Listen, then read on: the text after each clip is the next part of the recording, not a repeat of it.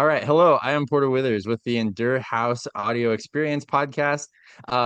Welcome. And we have a special guest today, Andrew Pupa. Welcome. And he is an endurance athlete, doing ultra marathons. And so, we're going to talk about his journey. And hopefully, this can be inspiring to the listeners and anyone who is thinking about getting started in something that feels big and feels intimidating, like running 100 miles or doing, a big endurance event of any kind. And so that is what we're getting here started. So, anyways, welcome. Thank you for joining today. Yeah, thanks for having me, Porter. I really appreciate it. Awesome. I'm excited to talk. Yeah, sweet. Awesome. So tell us a little bit for those who don't know you, how did you get started in endurance sports? What gave you the bug and what have you like accomplished since you got started? Yeah, to double down on what you said in your intro, as far as like this could be for anybody, I promise I am the anybody. So my family is not really big into anything endurance or even sports in general. Nobody's really been particularly athletic, and so I didn't even run in high school. I was relatively, athletic with I did baseball, football, that sort of thing, the normal Sure. growing up Yeah. sports. Did football for a few years in high school and then dropped everything. But then I was in college and I was working two jobs to put myself through it. And I was working this horrible overnight job at UPS. Shout out. And so I got out at like, I think 3 a.m. one day, and a buddy of mine was like, "Do you want to go for a run?" And so I used to live on the East Coast in Lowell, Massachusetts, and there's a river walk there. And I was like, "Whatever, let's just like go hit it Sure. up, and we'll see what Yeah. happens." And he's like, let's just go for a mile. And to put it in perspective, like he was a smoker and I had never run. So it wasn't going to go well anyways. And Sure. so I got about a quarter of a mile in and I was like hands on knees and was like, oh, and to look at me, you would think like, oh, I was fit enough. I was like skinny Sure. fat, like where like you look like you could do something, but then if you challenge me, I can't do anything. And so I just decided that day that that was not acceptable. And so I joined a local run club with the Greater Lowell Road Runners and just did my first 5K. Yeah. And from there, it just snowballed. Like it became something that kind of gave me a little bit of direction in life where, like, if everything was chaotic, I could at least get to my run in every day. And that became this like rhythm for Yeah. me in like figuring out, what I wanted to do next in my life. And like running became that stability I didn't even know I needed at the time. And I went from running 5Ks to running, competitively with this group, 60 to 100 miles a week. It just was wild. Wow. Yeah. And, was lucky enough to do some really, really fun races. And yeah, so that's kind of like where I got the bug, where this all started. That's super cool. So what impact do you feel like having a run group helped you in continuing in the sport? Do you feel like if you hadn't had that run group and if you were just doing it by yourself, it wouldn't have gone well? Or how do you feel like that would have been different?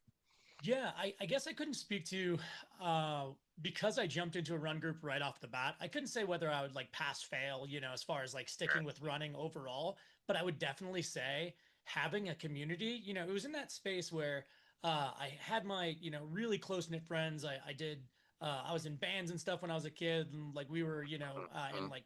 And so I had a bunch of friends in that, and then there was that space when you're getting into college and you're getting into that next phase of life where I didn't have this like insular group and so Yeah. it gave me that community of, I'm Mhm. hanging out with these like 6-year-old dudes who are running hundreds of miles a week and like, Yeah. I like people I'd never experienced unless I was in that kind of atmosphere. So it kind of opened my eyes to what was possible.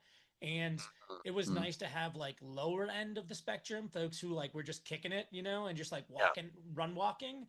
And then Sure. folks who were like so fast that I would never be that. And so it like gave me this range of folks to hang out with. Mhm. And yeah, I also got lucky that I was in like with a good group there. So it definitely had an impact and it definitely gave me like I looked forward to our group runs every week. Like that cadence Mhm. became something where I was like, oh man, I'm gonna go run with Jason today, or like, hey, I'm gonna Yeah. go like this week after a month. I'm now gonna go with the quicker group and see if I can hold up.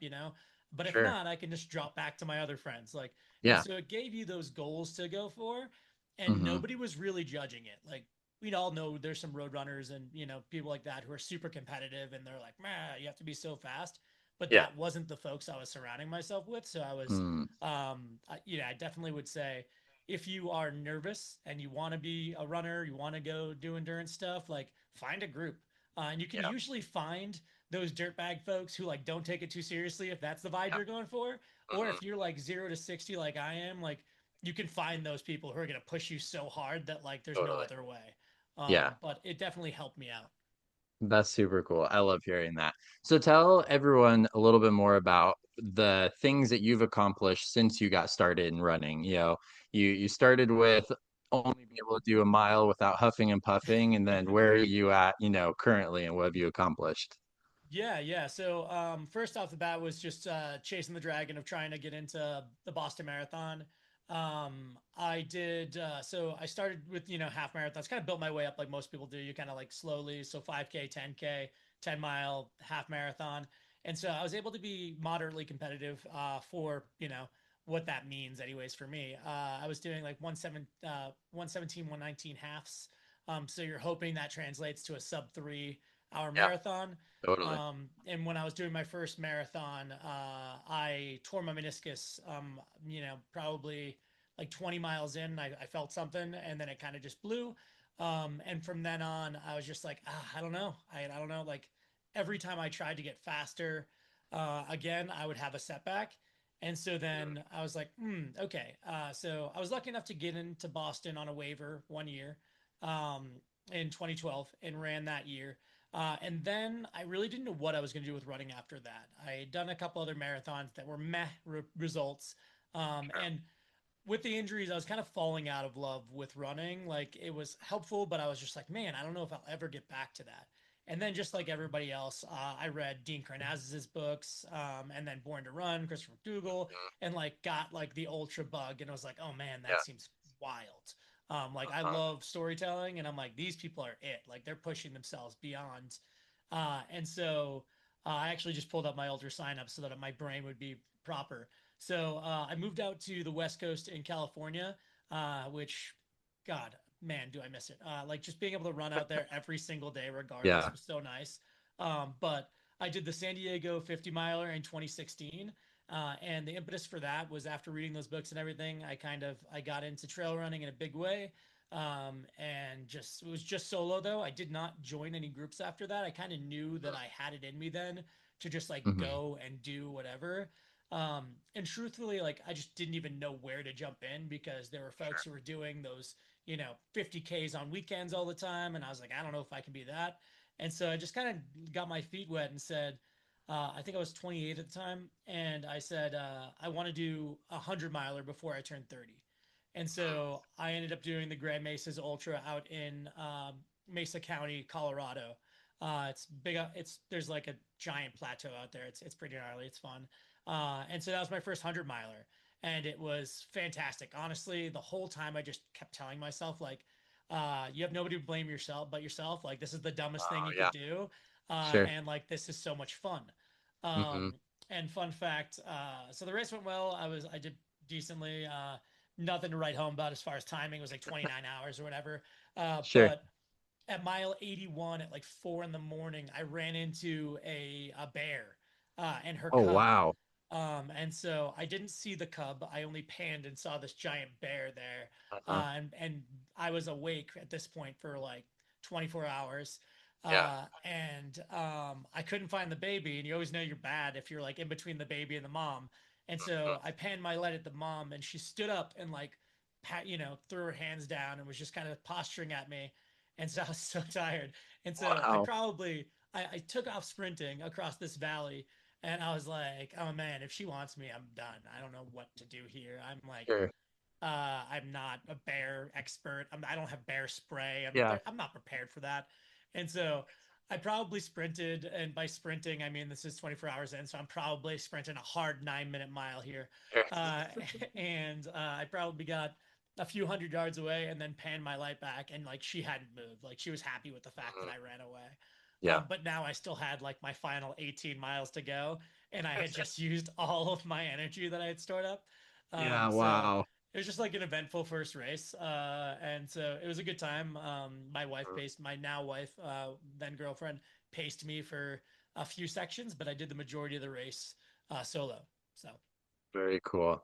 That's awesome. Are there any other races? So, I mean, that one was very eventful, but are there any other races that you've experienced that really stood out, either because it made you fall in love with the sport or, was inspiring or just a crazy experience happened? yeah, absolutely. So I was kicking around doing a bunch of like your typical. There's like Sean O'Brien 100K. There's a couple other 50Ks, all to get those like Western States qualifiers.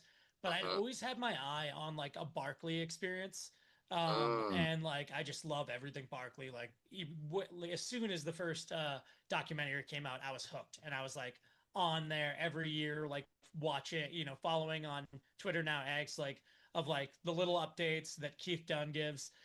yeah, And so if anybody's not following the Barkley when it happens every year, Keith Dunn is phenomenal. He's the only person who has access to a phone, and is like giving updates, and they're always the most benign updates. And you're like, why am I watching this for 60 hours?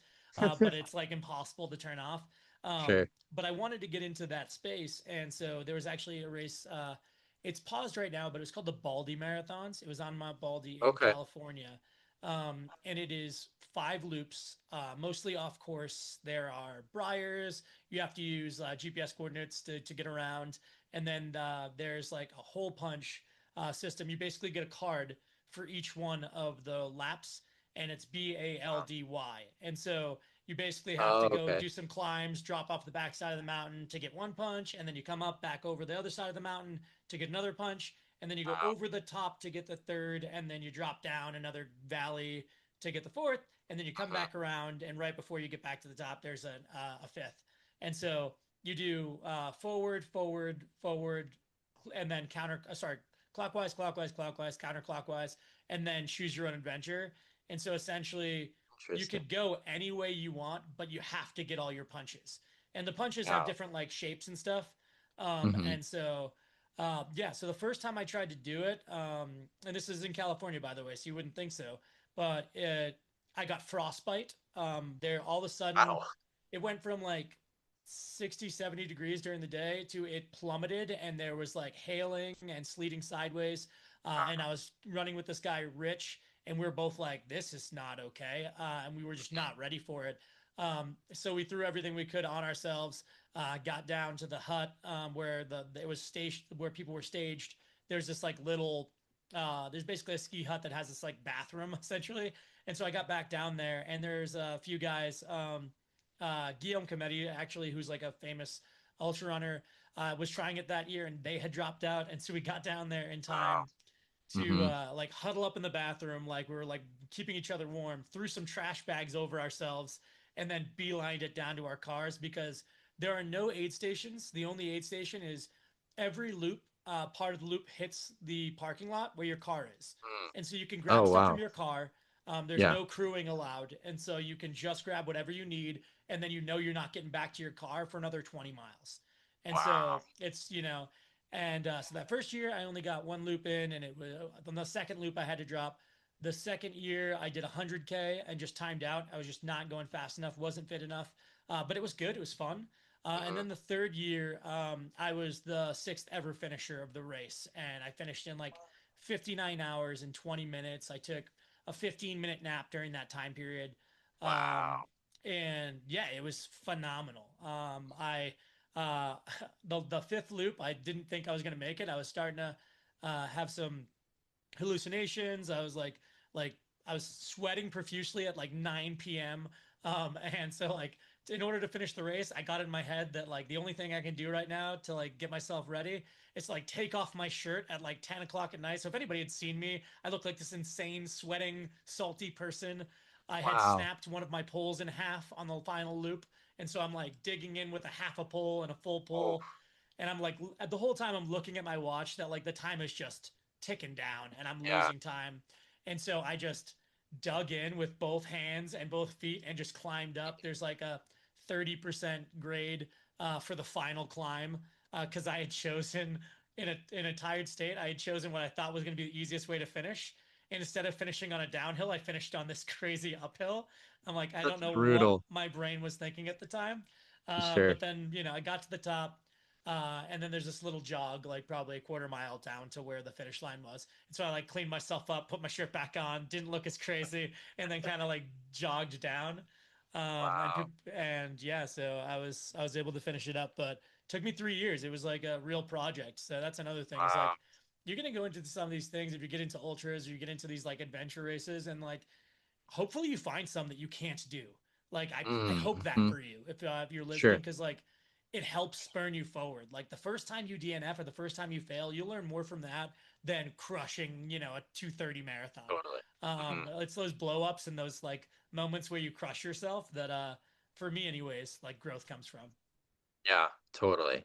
So I'm curious, do you feel like there were things that happened to you in life that helped prepare you for endurance sports or the other way around?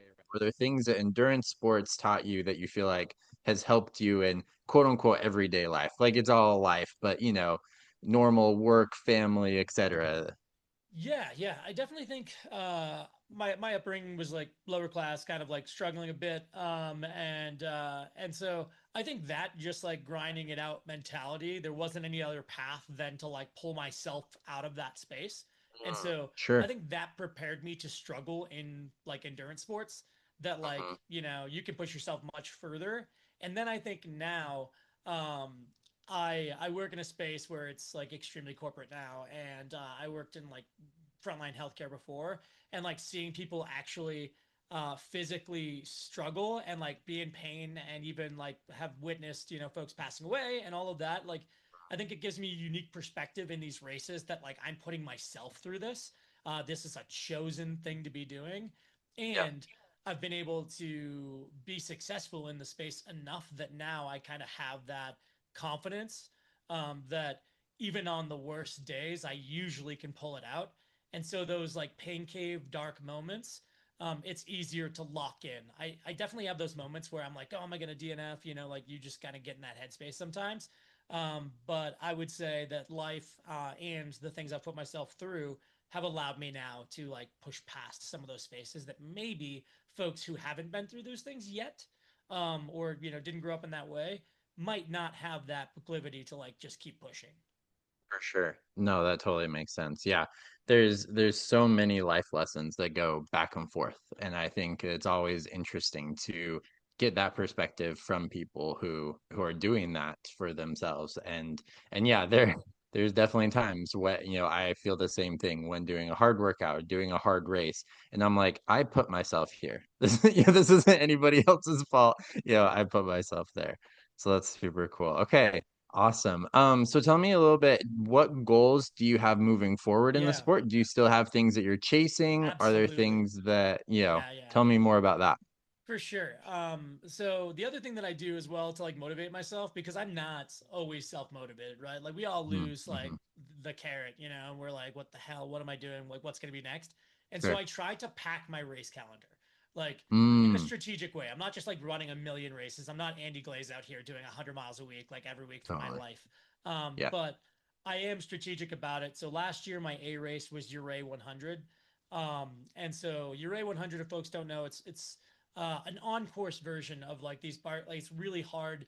It's 40,000 feet of elevation gain and loss in Uray, Colorado. It's gorgeous, but over 100 miles. And so the fastest finishers are just sub 30. And that's like world class Yeah. climbing because you are climbing or descending the entire time. If you look at the map, it's just a jagged, tooth the entire way, and it never really quite comes back down to the bottom until you're finished. And so I did that race last year, and it was like another thing that like sparked, oh, okay, I can do these more mountainous races. That's really where I think my bread is buttered because I'm not as fast. I've been doing more speed training right now specifically because I have some goals for the races I'm doing this year. Um, but with that being said, I'm going back to Uray this year to better my time from last year. So I believe if I look at it, yeah, I had like 46 hours last year at Uray, which is pretty long. And there was spots where I struggled with sleep deprivation. And there was like some times where I was just like not locked in, and I lost a lot of time in that. I kept Sure. on I had decided that I wanted to take a quick nap, and usually I'm the king of like power naps, and Mhm. I just couldn't lock in. About like 50 miles in, I just kept trying to nap, and so then it just got in my head, and every aid station I was trying to nap, and I would just lose time. So now I was like Sure. not only not napping, but also I was now frustrated, so I was like wasting energy. Yeah. And so I think there's a lot of time on the clock for me there to crawl back. And so my race season actually starts on April 25th with the I'm doing the Cheyenne Mountain 50K down in Colorado Okay. Springs. Yeah. And then I'm spending a couple weeks out in Italy with my family. There's a wedding out there that we're going to. And then as soon as we get back, I have the Ring the Springs 100K down in Colorado Springs. And then it gets into the hard stuff. I have Uray 100 July 17th. And then I actually put in for a race that's kind of unknown. Again, I like to try to do these Barkley style challenges. There's a race in Colorado called the High Five, and it's an Okay. invite only event. You have to put your name in and kind of do like an essay of like why should you be in this race. Yeah. And so they send you a letter similar to Barkley of condolences of like congratulations, you've been let into the race. You're making a grave mistake kind of thing. And I believe it goes over three 14ers and then like four 13ers or something in the course of 100 miles. There's no aid whatsoever. It's all self-supported. Wow. And so you have to hit certain portions of the race to prove that you've been to those areas. I'm sure Mhm. they're either like hole punches or sometimes people will like drop little coins or something for you to pick up to prove Sure. that you were there. Mhm. And so that race only a handful of folks, including some Barkley finishers, have done. And so I'll be doing that one in Wow. August. And then there might be some So things is I that your sprinkle in first there. year doing that one? Yeah, this is the first I've even heard of it. I don't Wow. even know if they just didn't have it published before or whatnot. But Jared Yeah. Campbell, who is like a prolific Barkley finisher, has done it. Uh-huh. And so it starts out in Lake City, Colorado, and goes over like Crystal Peak, uh, Uncabgrip Summit, Matterhorn Summit, Wetterhorn Summit, Broken Hill, and then Handy's Peak, and then Sunshine Peak, Carson Peak, Bent Peak. It's just one after the other, another Sure. Shark Tooth style race.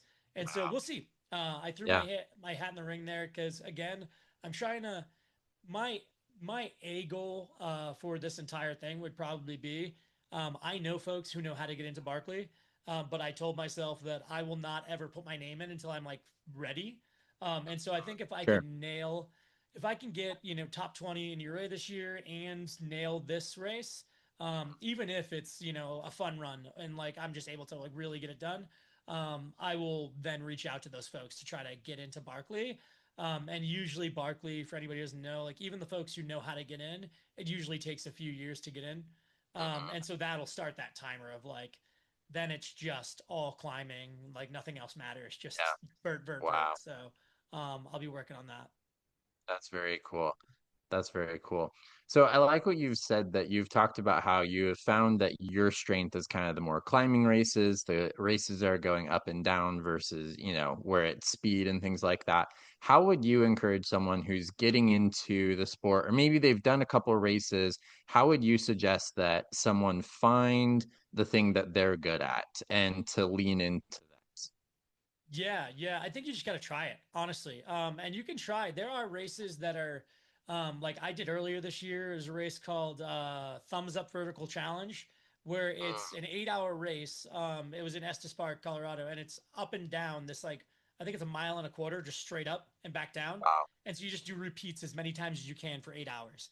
And so like it's a good way to find out like, do I Yeah. love actually like this ability to climb, or do I Hmm. hate it? And then like Hmm. and as far as the flatter, faster stuff, I think those ones are kind of almost no regrets races. Like you can sign up for some of those races and start with shorter distances and just see Sure. how you enjoy it.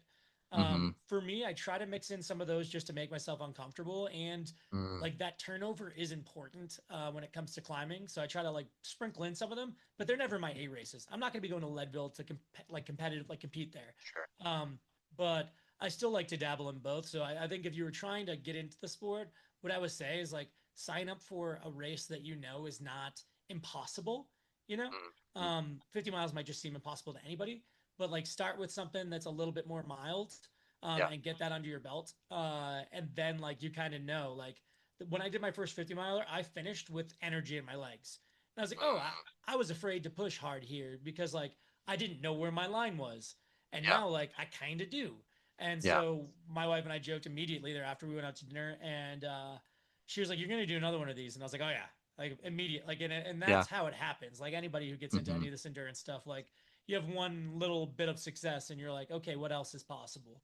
So Totally. just try it. Whether it be like a trail half marathon, like it doesn't have to. You don't have to jump right into the ultra space. There's like sub ultra. I think that's another thing folks don't know is that in the trail space there are sub ultra races, and so you can start off Hmm. with those sub ultra races, and then those will allow you to try and get yourself situated. Yeah, totally. I totally agree with that. How would you suggest someone go about, especially like because you've talked about how races inspire you, right? How would you suggest someone either look for that inspiration? Maybe they're like, they've seen a couple things, maybe they've seen, the Barkley things, but you can't just sign up for that, right? So like, Yeah. how would you suggest someone find something that is inspiring to them and yet, actually something that you can just sign up for? Yeah, yeah, for sure. So ultra sign up is where I sign up for most of my races. There are some races that like buck ultra sign up, but honestly, like it's the easiest place to go. Sure. Because a lot of people like you can do a local race that's like less of a lift, you know. I've I've been trying for what 10 years now to get into Western States, hard rock, all Mm, that. It may never happen, but I'm sure. not gonna just like not run because of that. And Yeah. so, like I said, half my calendar this year is like a local, like the Cheyenne Mountain 50K. I think there's like 16 finishers most years. And so it's like, Mm-hmm. it doesn't have to be these huge races that, like Totally. hundreds of people are showing up to. Find a local race. And like through that local race, a lot of times you'll get a little bit of a network of folks, and you can, start doing some long runs with people if that's what you want to do. If you want to go solo, you can. But I would start with the local races. Era Vipa Running, is another one. It's ARAVAIPA, Aravaipa. And they they have a ton of races all over the West Coast if you're in the West Coast, and they're usually easier to get into for the most part. They have some big ticket races that are to get into Western states, but for the most part they're approachable. And if you volunteer with the races, which is a fun way to get in, Oh, because okay. it makes it feel like oh, I'm seeing people like me do these races, so it feels Hmm. less unattainable. And so volunteering for 8 hours at an aid station and getting to see kind of like what are folks doing, like Yeah. what kind of vests are they wearing, like what are they, what are their preferences for shoes, like all of that can move away that like mystical notion of like this isn't for me, I'm not good enough. Yeah. So that's the two things I would check out is like volunteering at a race and then starting like with a local one. And the nice thing on Ultra Sign Up is it'll search for you all your local races, and That's so awesome. it's an easy way to Yeah. get kind of get started. Super cool. I love that. That's awesome. What are the things that have surprised you as you've gotten into, ultra running and stuff like that? What are the things that were either an experience, maybe it's a equipment choice or whether it's a training thing? What's something that has surprised you as you've gone through your journey? Yeah.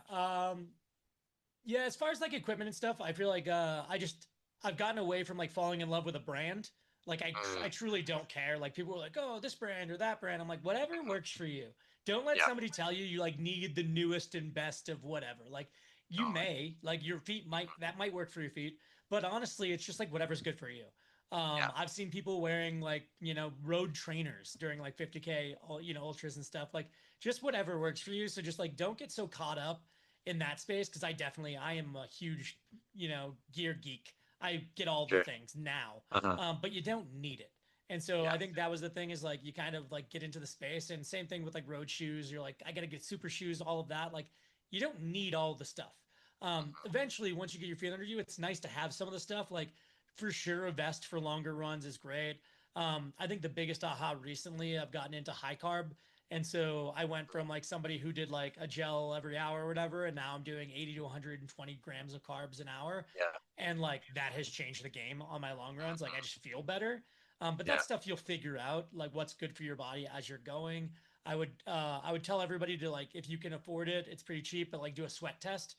Figuring out my sodium was huge because I am a heavy Sure. sweater. I would Yeah. always have like white all over my face and my body after a run, and I was like, this isn't normal. And then like they're like, yeah, you sweat like 3 times as much during these endurance events, and like, and in my normal life, I like don't sweat, and so I was like, what the hell is happening? Interesting. Yeah. And so now that I've got that down, and I just like add some extra salt, or I use a drink solution that is more salt driven, game changer. So like things like that, you'll learn.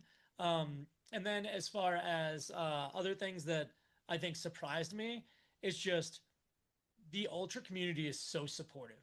I've Mm, had races. The first time I did Sean O'Brien 100K, I I was about to drop. Like this was my Western States qualifier. I'd gone in as fit as I'd ever been, and I just hit a dark point on the back half of the race, and I was just like, it was bad. I was like, I sat down on a picnic table and I had so much time to spare, and I just looked at one of the guys at the aid station. I was like, I'm done, and he was like, No, you're not. And I was like, But I am though, and he's like, Take 5 minutes. And I was like, frick this guy. Like he's not listening to yeah. me. But I just sat there for a few minutes and like, and I like walked up to him and I was like, excuse me, like, thank you and F you. And I like shook his hand and I like, because what was behind me was a huge incline that I had to climb back Mm, up. And mentally I just wasn't ready. yeah. And in that climb, I met up with this woman, Jen, and she was phenomenal. And we hiked the whole thing super hard. Like we were passing dozens and dozens of people, and Yeah. she just helped me get in that good headspace. And now I've paid that forward. I've been in so many races now where like I'm in a good spot and somebody's in a low point, and I'm just like grab my back wheel, like let's go. Like we don't have to talk. Yeah. If you want to talk, I'll help you. If you don't want to talk at all, that's cool too. Like Sure. and just like that back and forth. Like I meet folks who I stay in contact with now, who live God knows where, all over the place. And it all is from those moments, right? Like of Yeah. helping one another. And so I think that's the other thing is like it's really daunting to go into these spaces and be brand new, but there are folks who've been doing this for a minute and they Yeah. just want to help you out. Yeah. And so that those are just two things that like knowing your body, figuring out the nutrition side of things, and then just like giving yourself some grace and meeting some good people. Totally. I love that. Yeah, I totally agree. There's so many different events and things I've been to that people are so helpful. Like if you go into it humbly, right? Like if you go into it like feeling like you have everything figured out, then like people are less likely to help you. But if you're willing to ask questions and, get help from other people, I think people are way more willing to help than, people suspect. So that's awesome. Are there any last things that you would suggest to someone as they're getting started in their endurance sports career, maybe, or, just trying it out for the first time? Anything last that you would leave people with? Don't be afraid to start small. Mm, Like get to the mm, gym, just you go on the uphill treadmill, like walking, yeah, at like a 15-minute pace walking uphill at a 15 grade, like that's going to be just as good as, as getting out there on the trails if you can't. Just like don't be afraid to augment your training as needed. Like it does not, don't get on Strava and start looking at other people's like, Strava profiles and like how many miles they're doing and all of that. Just don't get caught up in the noise. Take it for what it is. If you're going on beautiful runs, like take pictures, enjoy yourself for a bit. Like you don't always have to take it too seriously. And then thank every person at aid stations. Aid station, like those folks, like get us through everything, and it's pretty thankless. Like they don't have to do it. Nobody's getting paid for the most part, and so just like be nice to those folks and appreciate them because like most of these races aren't happening if those folks aren't volunteering. So just be good to folks and be good to yourself. yeah, that's fantastic. I love that. Thank you for sharing your experiences and just the wisdom that you have acquired through trying sports and stuff. And so, thank you. I think we're going to wrap up, and I appreciate you joining as a guest. So, Yeah. thank Thanks you. for having me. Bye. Yep.